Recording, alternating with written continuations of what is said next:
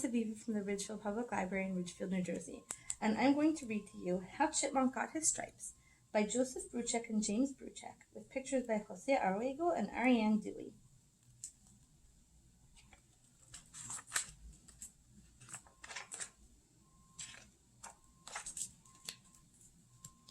One autumn day, long ago, Bear was out walking. As he walked, he began to brag. "I am Bear. I am the biggest of all the animals. Yes, I am. I am Bear. I'm the strongest of all the animals. Yes, I am. I am Bear. I'm the loudest of all the animals. Yes, I am. I am Bear. I am Bear. I can do anything. Yes, I can."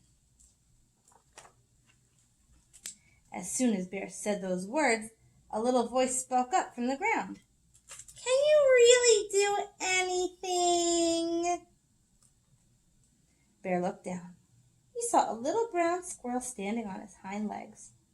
"Can you really do anything?" Little brown squirrel asked again. Bear stood up very tall. "I am Bear. I can do anything. Yes, I can." "Can you tell the sun not to rise tomorrow morning?" Little brown squirrel asked. "I've never tried that before, but I am Bear. I can do anything. Yes, I can." So Bear turned west to face the sun. It was the time when the sun always goes down. Bear stood up to his full height and spoke in a loud voice. "Sun, do not come up tomorrow!" At his words, the sun began to disappear behind the hills. "You see," Bear said, "Sun is afraid of me. He is running away." "But will the sun come up tomorrow?" Brown Squirrel asked. "No," Bear answered, "the sun will not come up." Then Bear turned to face east, the direction where the sun always used to come up. He sat down. Little Brown Squirrel sat down beside him. All that night they did not sleep. All that night Bear kept saying those words. "The sun will not come up. Humph! The sun will not come up. Humph!" But as the night went on, Little Brown Squirrel began to say something too. He said these words. "The sun is going to rise. Ooh! The sun is going to rise. Ooh!"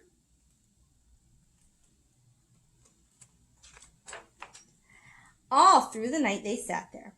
One by one other animals gathered around them. Fox and wolf, deer and moose, rabbit and porcupine, hawk and owl, otter and beaver, frog and turtle, and even the little mice came. They wanted to see who would be right, Bear or Brown Squirrel. And this is what the other animals heard. "The sun will not come up. Humph! The sun is going to rise. Ooh! The sun will not come up. Humph! The sun is going to rise. Ooh!" Finally, it was just before dawn, the time when the sun always used to come up. "Look," said Turtle, "a little bit of red is starting to show." "Yes," said Owl, "I believe the sun will rise today." Bear only chanted louder, "The sun will not come up, humph!" But right next to him, Little Brown Squirrel piped up, "The sun is going to rise, ooh!" And the sun came up. The birds sang their welcoming songs. The bright light of the new day spread over the land.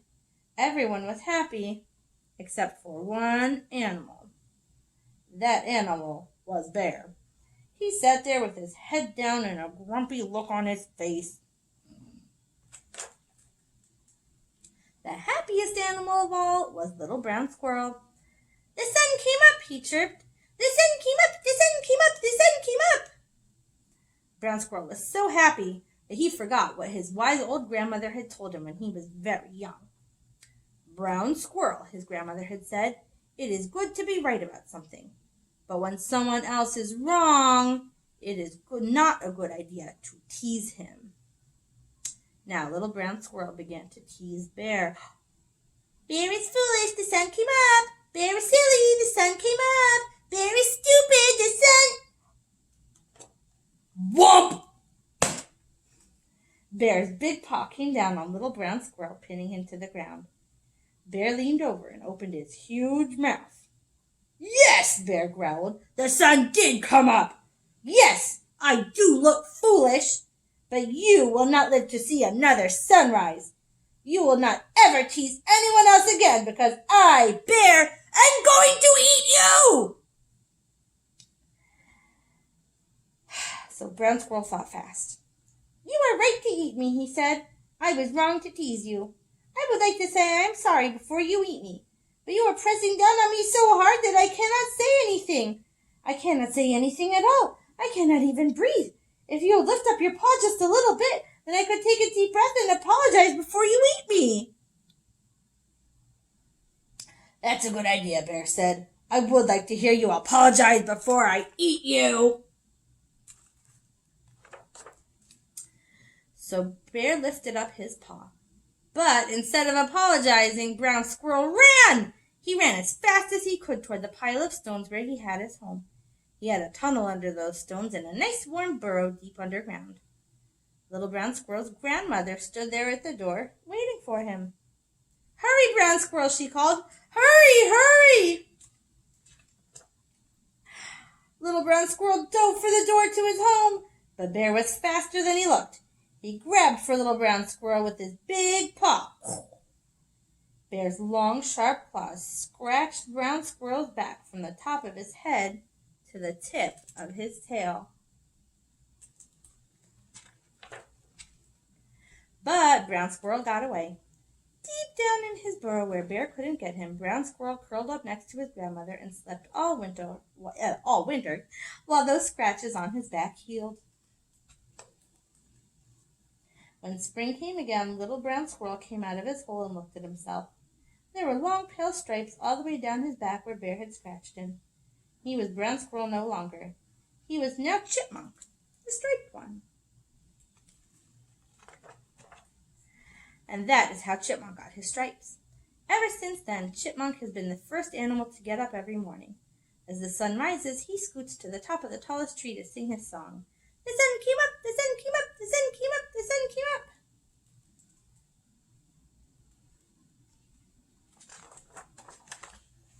And ever since then, Bear has been the last animal to get up. He doesn't like to hear Chipmunk's song. It reminds him, as it reminds us all, that no one, not even Bear, can do everything. And that's the end.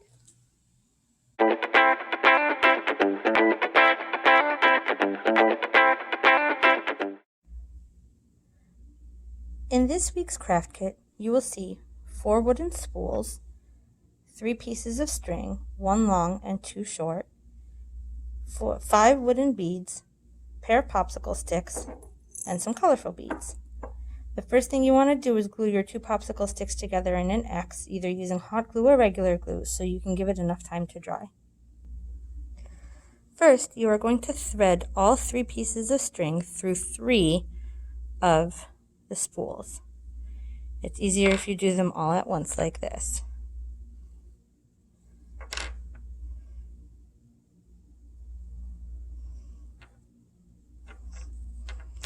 Pull them through so that the ends are even, and then figure out which one is the long one and pull that evenly through as well, so that they're all together like this. The short strings are going to be your animal's legs. So we're going to make them using some of the small colored beads and then tying on a large wooden one to be the foot.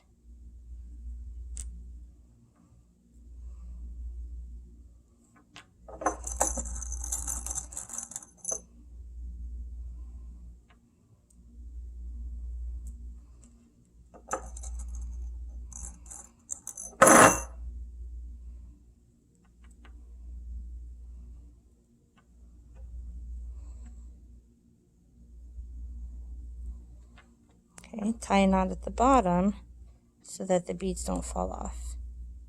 You might need to tie 2.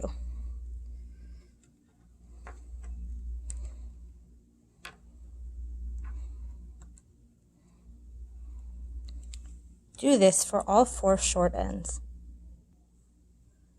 Next, you will make the head. Thread 1 spool onto one of the ends of your longest remaining string.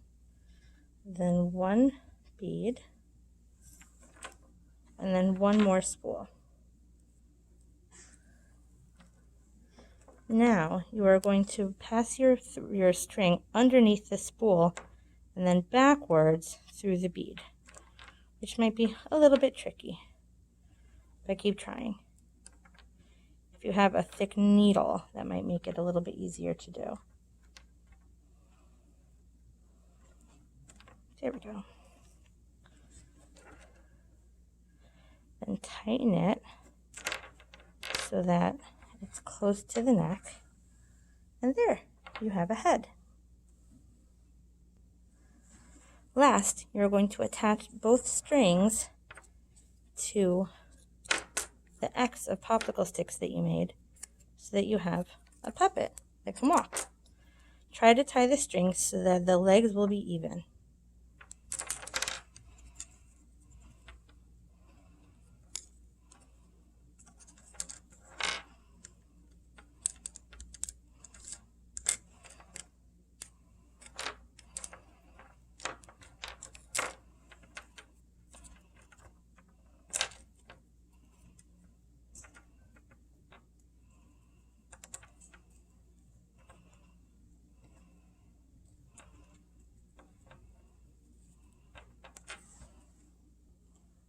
And your marionette is done. Feel free to decorate the spools and the wooden beads with other colored paint or markers to make it, or add googly eyes or anything else that you like to make it be the animal that you want it to be. If you find that you're having a hard time tying big enough knots to keep the beads on the string, feel free to use some glue, either hot glue or regular school glue, to fill it in and keep the string where it's supposed to be.